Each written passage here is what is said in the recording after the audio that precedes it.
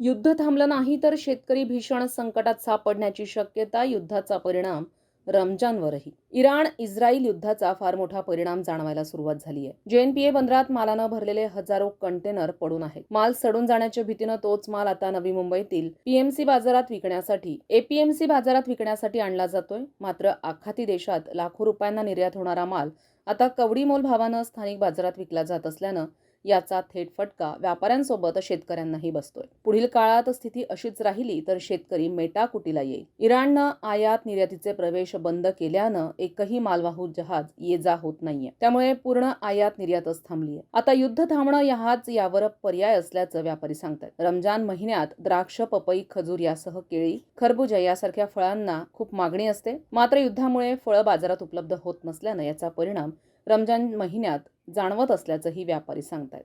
संविधान न्यूज, नाशिक.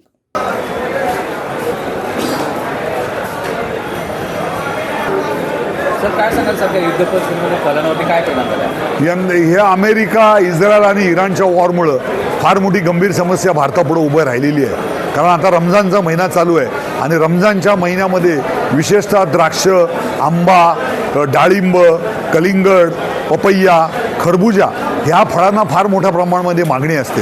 परंतु नेमका रमजान महिन्यामध्येच हे युद्ध चालू झाल्यामुळं संपूर्ण भारताची निर्यात फ्रूटची सगळी संपूर्णपणे ठप्प झालेली आहे. त्याचं कारण असं आहे की यंदा द्राक्षाचे जवळजवळ आत्तापर्यंत 200 कंटेनर जे JNPT उभे होते ते तिथून आता बाहेर काढावे लागलेले आहेत. 200 कंटेनर केळीचे होते ते आता बाहेर काढून ती केळी आपल्या मार्केटमध्ये विकावी लागलेली आहे. नंतर खरबूजा आहे, वॉटरमेलन आहे, कांदा आहे. ह्या संपूर्णची निर्यात जी आहे ती थांबलेली आहे. कारण स्ट्रेट ऑफ हॉर्मुझ हा जो काही समुद्राचा जो प्रकार आहे त्याच्यामध्ये इराणचं वर्चस्व असल्यामुळं तिकडनं एकही शिप पास होत नाही. आणि स्ट्रेट हॉर्मुझ म्हणणं जवळजवळ गल्फमधल्या 8 देशांना माल सप्लाय होत असतं. यामध्ये कुवेत आहे, इराण आहे, नंतर तुमचं सौदी अरेबिया आहे, दुबई आहे, बहरीन आहे, मस्कत आहे. त्याच्यामुळं तो कंट्रोल झाल्यामुळं रस्त्यामध्ये सुद्धा जवळजवळ 400-500 कंटेनर हे अडकून पडलेले आहेत. आणि त्याचा परिणाम असा झालेला आहे की सध्या द्राक्षाची निर्यात थांबलेली आहे, डाळिंबाची निर्यात थांबलेली आहे, केळीची निर्यात थांबलेली आहे, वॉटरमेलनची निर्यात थांबलेली आहे.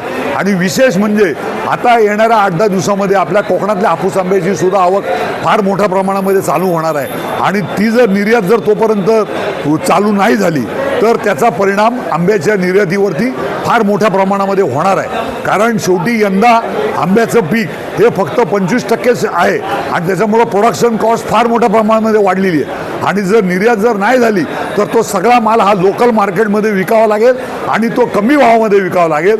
आणि मग त्यामुळं शेतकऱ्यांच्या प्रोडक्शन कॉस्टचे जर पैसे आले नाहीत तर शेतकऱ्याला याच्यामधनं फार मोठ्या नुकसानीला सामोरं जावं लागणार आहे. त्याच्यामुळं कुठल्याही परिस्थितीमध्ये हे वॉर जे आहे हे 8-10 दिवसामध्ये थांबलं पाहिजे, जेणेकरून जे आता सगळं डिस्टर्बन्स झालेलं आहे तो डिस्टर्बन्स कुठंतरी थांबेल आणि 2 पैसे शेतकऱ्याला मिळतील आणि आपली निर्यात चालू होईल.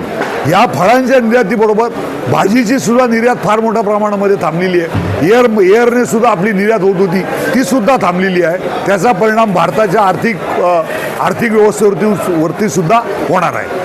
आपल्याला निर्यात होते, काही देशातून आयात होतं, त्याचा काय परिणाम झाला आहे? कुठला आयात होते बाहेरून? आयात म्हणजे आता कसं आहे, गल्फमधनं आयात होणारं म्हणजे इराणचे ॲपल आपल्याकडं फार मोठ्या प्रमाणामध्ये येत होते. नंतर इराणचं ड्रायफ्रूट फार मोठ्या प्रमाणामध्ये येत होता. गल्फमधनं खजूर फार मोठ्या प्रमाणात येत होतं. ते आता सगळं ती कंप्लीट आयात सगळी थांबलेली आहे.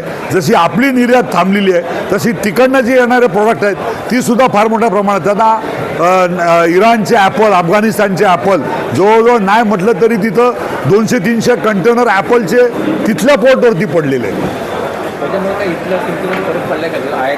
ॲपलच्या किमती फार मोठ्या प्रमाणामध्ये वाढलेल्या आहेत. कारण आता ॲपलचा सप्लाय कमी झालेला आहे. म्हणजे आता इराणचे ॲपल जे होते ते 1500 रुपयाला 10 किलोने विकले जात होते, ते आता डायरेक्ट 1800 ते 2000 रुपये एवढा 500 रुपयाने त्याचेसुद्धा बाजारभाव फार मोठ्या प्रमाणात वाढलेले आहेत.